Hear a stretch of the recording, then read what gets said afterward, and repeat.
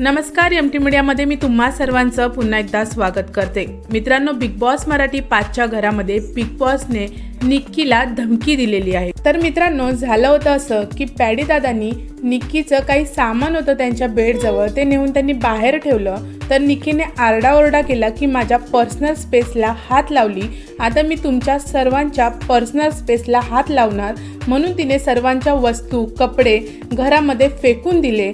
घरामध्ये तिने आरडाओरडा केला। त्यानंतर अंकिताला धक्का दिला। अंकिताला धक्का दिल्यानंतर अंकिता डायरेक्ट कन्फेशन रूममध्ये गेली मित्रांनो, आणि तिने बिग बॉसला सांगितलं की बिग बॉस, आम्ही इथे सेफ नाही आहोत, कारण निक्की सगळ्यांनाच धक्काबुक्की करते इकडे, आम्ही अजिबात सेफ नाही आहोत, आता तुम्हीच तिला काय ते सांगा।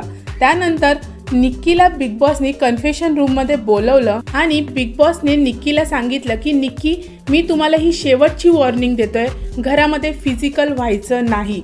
जर तुम्ही घरामध्ये असं परत केलं तर मी तुम्हाला डायरेक्ट नॉमिनेट करून टाकेन। तर मित्रांनो, आता पाहणं खरंच फार इंटरेस्टिंग असणार आहे की निक्की बिग बॉसने या दिलेल्या वॉर्निंग नंतर तरी सुधारते का?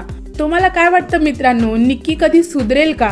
मला कमेंट बॉक्समध्ये नक्की सांगा। व्हिडिओ आवडला असेल तर त्याला लाईक, शेअर आणि सबस्क्राईब करा। भेटूया परत अशाच एका नवीन व्हिडिओमध्ये। जय हिंद, जय महाराष्ट्र।